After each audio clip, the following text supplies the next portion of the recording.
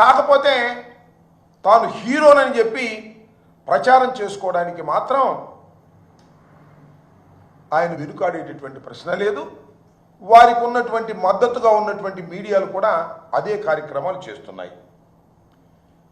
చంద్రబాబు నాయుడు గారు అధికారంలోకి వచ్చిన తర్వాత సరే హామీలు, ఆయన ఇచ్చిన మాటలు నిలబెట్టుకుపోవటాలు అనే విషయాలు కాసేపు పక్కన పెడితే అది వేరే సబ్జెక్టు. వచ్చిన తర్వాత ఏం ప్రగల్భాలు పలికారంటే, ఈనాడులోనే కోరలు పీకండి సోషల్ సైకోలపై సీఎం నిర్దేశం. పీకేయండి, సోషల్ మీడియాలో ఎవరైనా సరే సైకోలుగా వ్యవహరిస్తే వారిని కోరలు పీకేయండి అన్నాడు. మదమెక్కి మాట్లాడే వారిని వదిలే ప్రశ్నే లేదు. పెద్ద హెడ్డింగ్. సోషల్ మీడియా సైనికులకు చెక్. తప్పు చేసిన వారిని శిక్ష తప్పదు. అనుచిత పోస్టులకు తీవ్రమైన పరిణామాలు. ఆ పోస్టులు చూసి నా బిడ్డలు కన్నీరు పెట్టుకున్నారు. పవన్ కళ్యాణ్ గారు మంత్రివర్గంలో వాపోయాడట. అసభ్య పోస్టులు పెడితే పీడీ యాక్ట్, అసభ్యమైన పోస్టులు పెడితే మాత్రం ఊరుకోము, పీడీ యాక్ట్ పెట్టేసి లోపలేసేస్తాము అని ప్రగల్భాలు పలికారు. ఇవన్నీ వైసీపీ వారిని లోపల వేయడానికి ఉపయోగించే కార్యక్రమాలే తప్ప చంద్రబాబు నాయుడు గారికి మాత్రం ఆయన పెంచి పోషిస్తున్నటువంటి సోషల్ మీడియాను మాత్రం ఎక్కడ చెక్కు చెదనివ్వాల.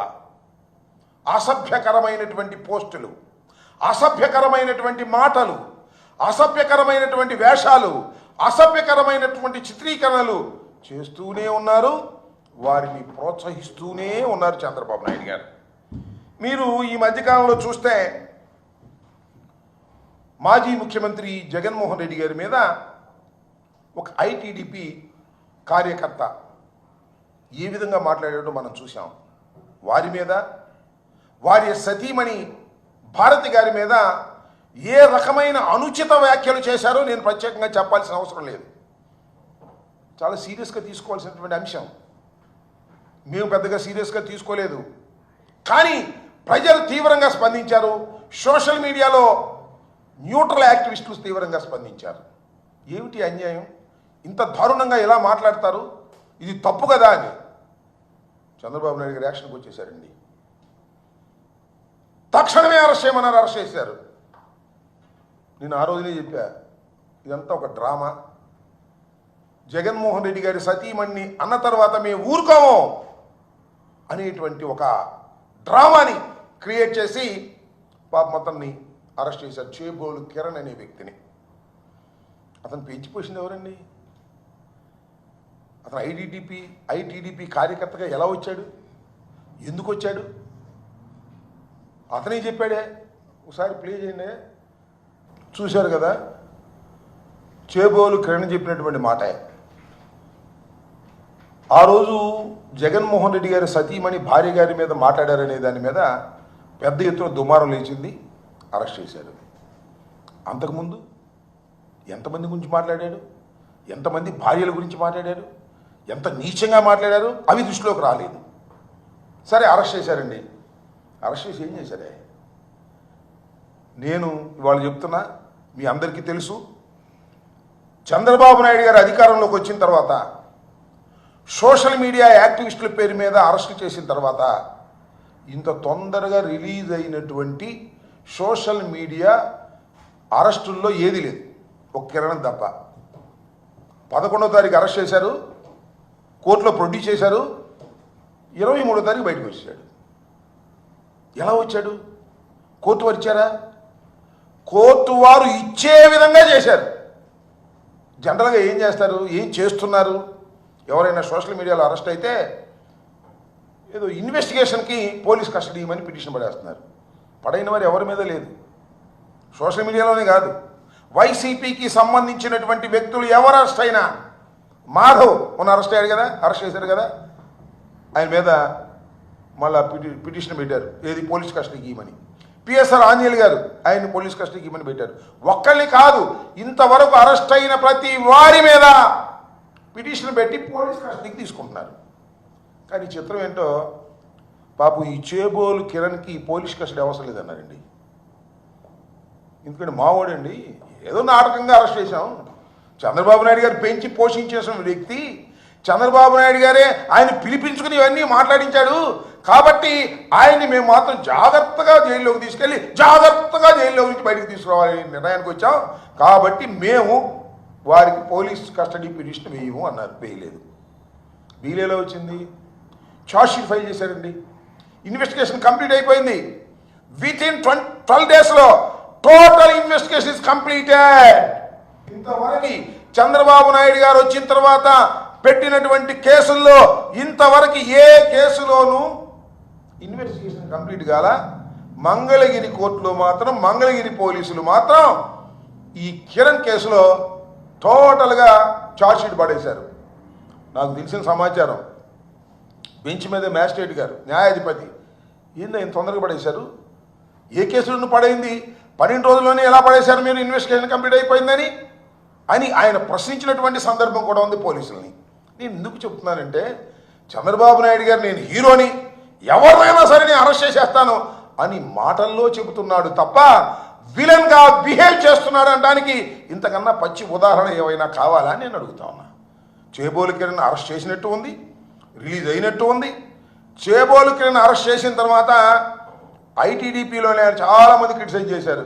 ఏమండి చంద్రబాబు నాయుడు గారు, మీరే తిట్టమంటారు, మేము తిట్టామనుకో మళ్ళీ మీరే లోపలేస్తున్నారు అని అంటే, లోపలేసడం కాదు అంత ఉత్తుకి మళ్ళా విడుదల చేశాం కదా, మళ్ళీ మీ పని మీరు చేసుకోండి అనేటువంటి కాన్ఫిడెన్స్ ఇవ్వడానికి నారా చంద్రబాబు లాంటి విలన్ క్యారెక్టర్ వాళ్ళ ప్రయత్నం చేస్తున్నా లేదో ఆలోచించండి. అయ్యా నేను చెప్పేది అబద్ధం అని అనుకోకండి. ఏదో అంబటరాంబాబు గారు చెప్తున్నాడు, జగన్మోహన్ రెడ్డి గారి తరపున చెప్తున్నాడని కాదు.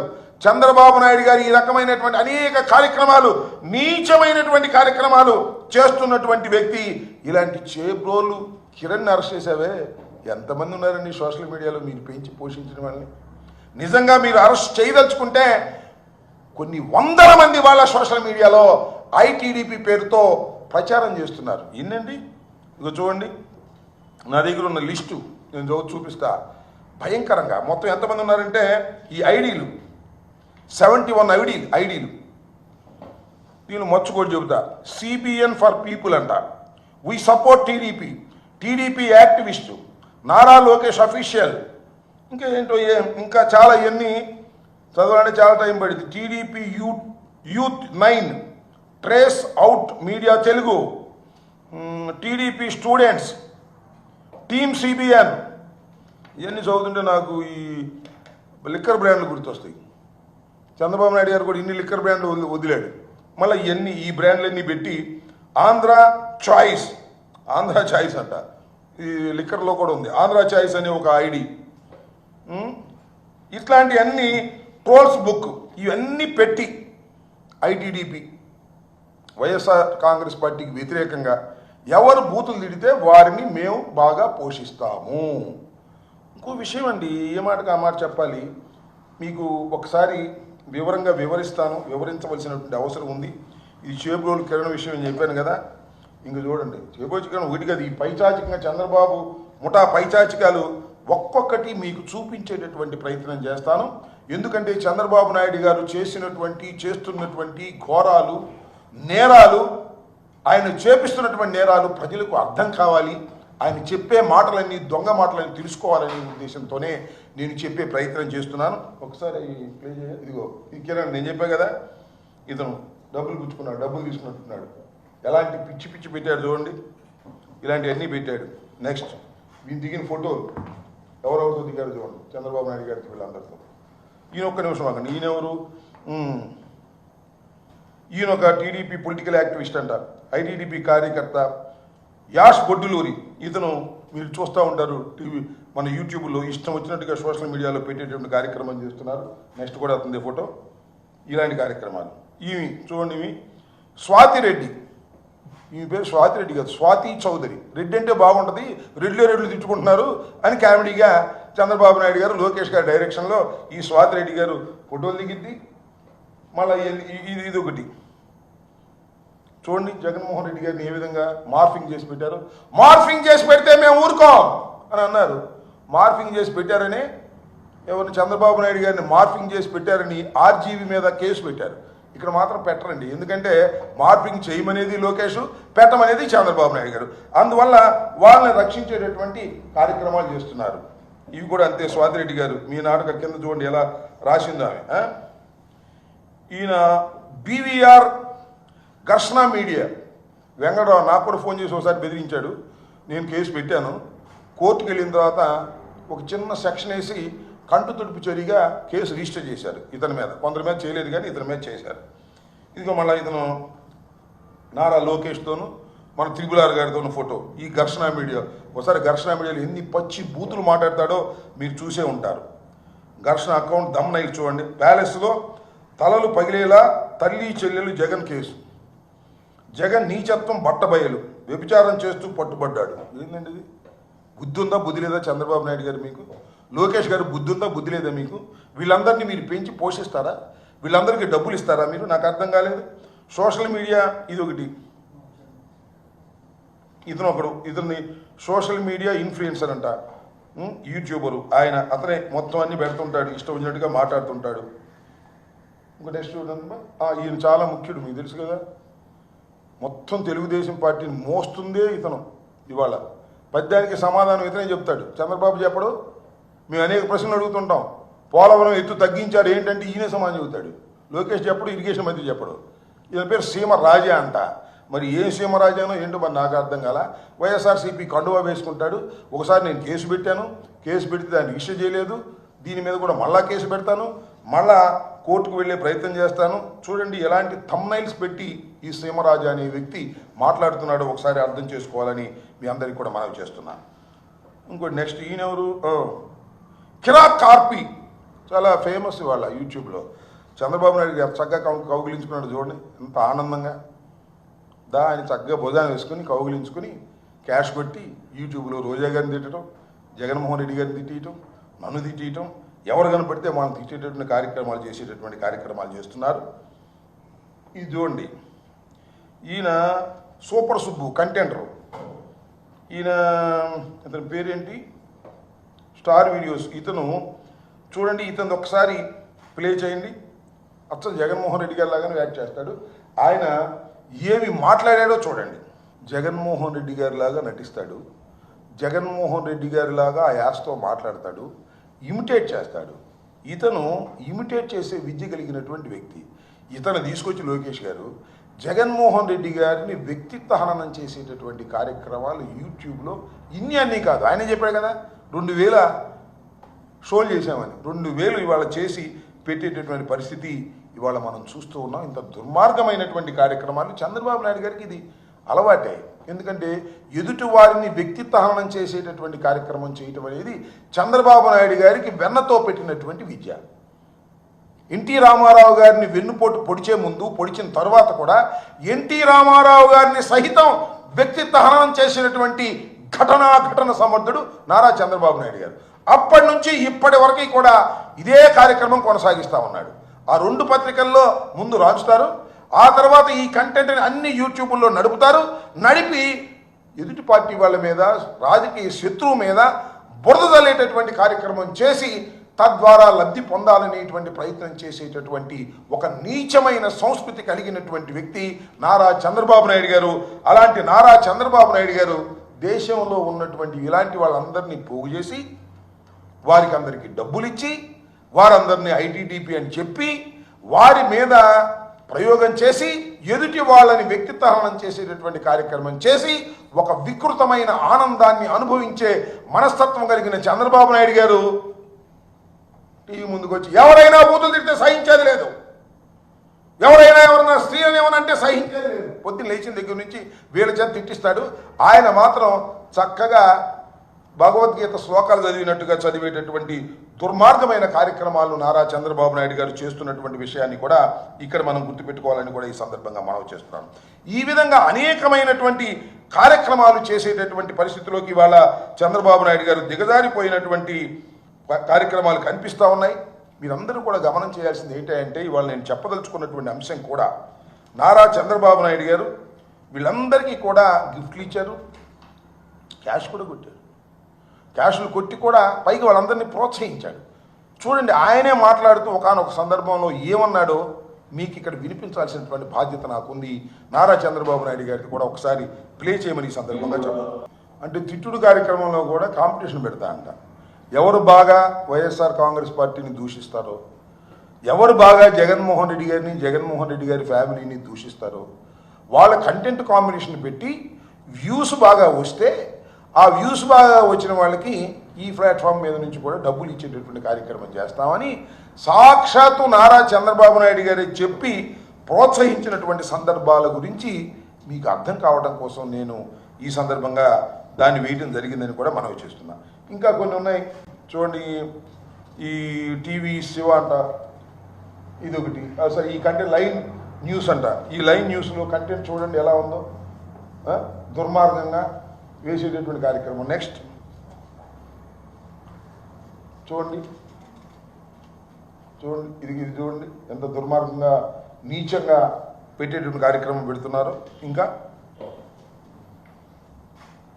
రైట్ ఇది TV5 అంటే ఇది TV5 శివ.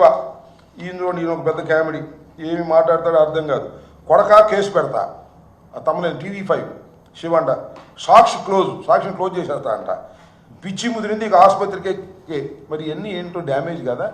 ఇవన్నీ చంద్రబాబు నాయుడు గారు అనిపిస్తే మాత్రం వాటిని ఎవరు యాక్షన్ తీసుకోవడానికి వీల్లేదు, వారి మీద ఎవరు కేసులు పెట్టడానికి వీల్లేదు, వాటి మీద ఏమి యాక్షన్ తీసుకునేటువంటి పరిస్థితి లేకపోగా వారికి పారితోషికాలు ఇచ్చేటటువంటి కార్యక్రమం పెట్టేటటువంటి కార్యక్రమం చేస్తున్నారు. నెక్స్ట్ జగన్ గారిపై ABN ఛానల్ దుష్ప్రచారం.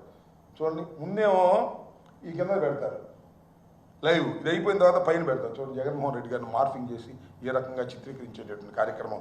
వెంకటకృష్ణ ABN. వెంకటకృష్ణ ఏముందిలే, వెంకటకృష్ణ వెనకాల ఉన్నటువంటి వ్యక్తి వేరే వ్యక్తి కదా, ఆయన రాధాకృష్ణ. వెంకటకృష్ణది ఏముంది, is a toy, is an employee అంతే. రాధాకృష్ణ గారు నడుపుతారు. రాధాకృష్ణ గారు నడిపే విధంగా చంద్రబాబు నాయుడు గారు వారికి ప్రోత్సాహాలు ఇస్తాడు, గవర్నమెంట్లో పనులు చేపిస్తాడు, ఆయనకి డబ్బులు దండుకునే కార్యక్రమం చేస్తాడు, ఆయన పెడతాడు. టచ్ చేసి చూడు చొక్క, ఇదిగో చూడండి ఎలా దుర్మార్గంగా జగన్మోహన్ రెడ్డి గారిని, మాజీ ముఖ్యమంత్రి గారిని చేసేటువంటి కార్యక్రమం. నెక్స్ట్ అదే ABN చూడండి, ఇదిగో రజనీ గారి మీద ఇష్టం వచ్చినట్టుగా పోస్టింగ్లు పెట్టేటువంటి కార్యక్రమం. ఇది ABN స్వయంగా ఉండి చేస్తున్నటువంటి కార్యక్రమాలు. ఇది చూడండి, టీడీపీ జగన్ గారిపై వాడిన పదజాలం, టీడీపీ అఫీషియల్ పోస్టులు, ఇవన్నీ కూడా టీడీపీ అఫీషియల్ పోస్టులు. ఏ విధంగా మార్ఫింగ్ చేసి పెట్టారో, మార్ఫింగ్ పెద్ద నేరం అని ఇవాళ చాలామంది లోపలేసి నెలల తరబడి, రోజుల తరబడి పెడుతున్నారు. కానీ వీళ్ళకి మాత్రం స్పెషల్ లా ఒకటి ఉంటుంది, పోలీసులు వారి మీద ఏ విధమైన యాక్షన్ తీసుకోరు.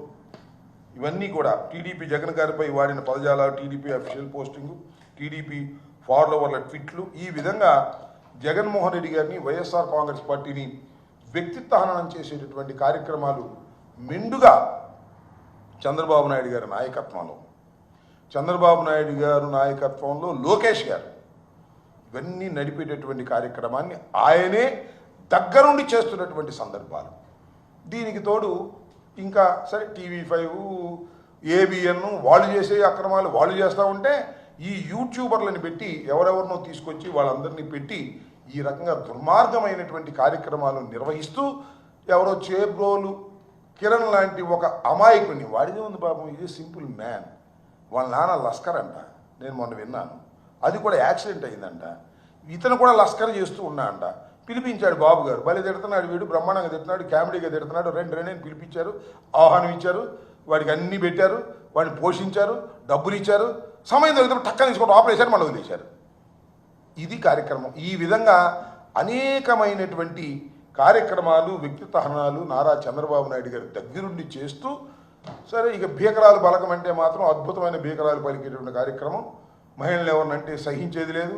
సోషల్ మీడియాలో ఎవరన్నా తిడితే, మొన్న ఇప్పుడు అంటున్నాయండి, బూతులు తగ్గినాయా, ఇదివరకన్నా బూతులు తగ్గినాయా లేదా, ఎక్కడ తగ్గినాయా?